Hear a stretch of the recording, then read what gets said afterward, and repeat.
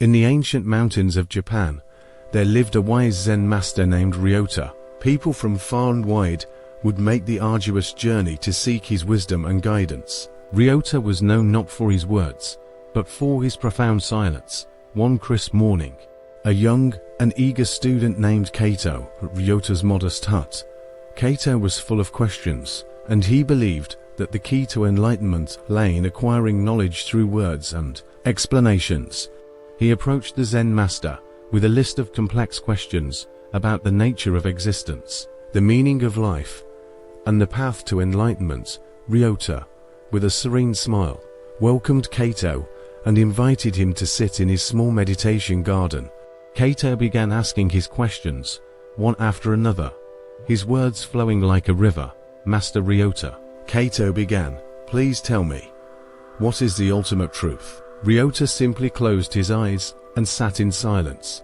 Undeterred, Kato continued, how can I attain enlightenment and find inner peace? Again, Ryota responded only with silence. Hours passed, and Kato's frustration grew. He had expected profound answers and teachings, yet all he received was silence. As the sun began to set, Kato realized the futility of his words and questions. With a heavy heart, he bowed to the Zen master and said, thank you for your time, Master Ryota. I came seeking answers, but all I found was silence. I don't understand. Ryota, still in his meditative posture, gently opened his eyes and looked at Kato. In his calm and soothing voice, he said, words are like ripples on the surface of a still pond. They may momentarily disturb the clarity of your mind, but true understanding can only arise in the depths of silence. Kato was struck by the profundity of Ryota's words.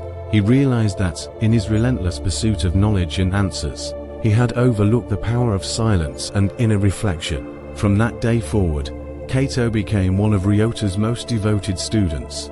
He learned that, in the quietude of silence, the mind could find clarity, and in the absence of words, the soul could discover profound truths. Ryota's teachings transcended language and showed that the most powerful lessons often lie not in what is said, but in the spaces between the words, in the deep and profound silence that can lead one to the ultimate truth. And so, in the ancient mountains of Japan, the lesson of Master Ryota continued to remind seekers of wisdom that the power of silence was a gateway to understanding, peace, and enlightenment.